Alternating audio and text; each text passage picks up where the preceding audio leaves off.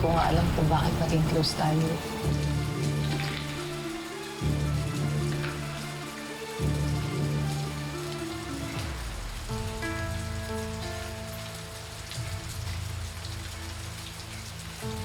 Give me your hand. My hand?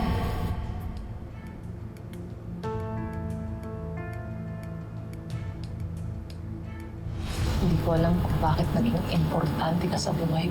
Alam niyo, sir, kahit papaano, nakalimot po ako sa problema ko. Nabuhayan po ulit ako ng pag-asa na kahit ganito po yung itsura ko, sir, sinabi niyo po sa akin, pinaalala niyo na kailangan kong maging matapang. Kailangan ko pong lumaban. Salamat po. Kaya nitong mga nakaraan, nalulungkot ako. Kasi parang bumabalik na tayo sa dati. Parang lumalayo na ulit yung loob mo sa akin. Parang ayaw mo na akong makita. Sir, kung ano man po yung nagawa ko, para iwasan mo. Sir, sorry po. Sorry po sa lahat. Pero, bago pa man din po tayo bumalik sa dati,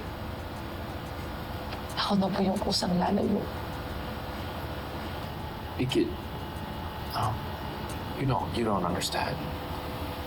I'm not pushing you away or ignoring you because I'm mad at you. That's not it. And I'm sorry that I said those things and they hurt your feelings. I hope that's not why you're leaving. Pero sir, kala ko po kasi yun yung gusto niyong mangyari. Kasi kung paano niyo po ko iwasan, kung paano niyo po ko pagtulakan, ito yung nararamdaman ko eh. Pero sir, sabihin niyo lang sa akin, huwag nang magbabago. Ganun pa rin tayo. Kaya ko mag-stay. Sabihin mo lang sa akin na gusto mo akong makasama.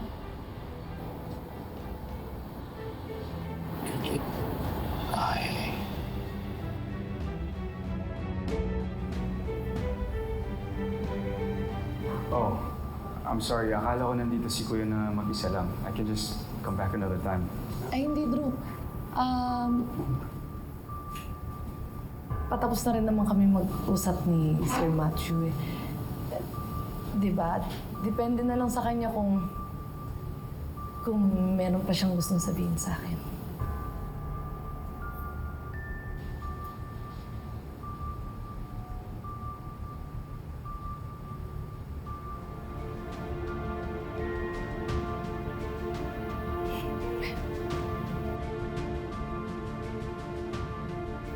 Alam ko na.